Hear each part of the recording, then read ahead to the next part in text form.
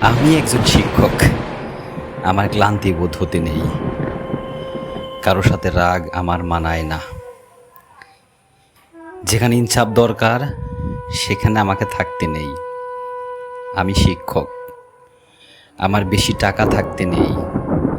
আমি কলেজের শিক্ষক হলে স্কুলের শিক্ষক হওয়া যাবে না। আমি যদি বাইক চালাই, সাইকেল চালানো যাবে না। আমি শিক্ষক। আমার বেতন কম হবে। আমাকে পরিচ্ছন্ন ভালো জামা পরতে হবে। আমি শিক্ষক। ব্যবসা আমাকে মানায় না। আমার ক্ষতি হলেও প্রতিবাদ করা আমার নিষেধ। কেমন জানি আমি এগুলো মানতে পারি না। আমি কলেজের বা স্কুলের শিক্ষক হলেও আমি ব্যবসা করব। আমার একটা ব্যবসা প্রতিষ্ঠান আছে। আমি সবার সাথে মিশব, চলবো একসাথে।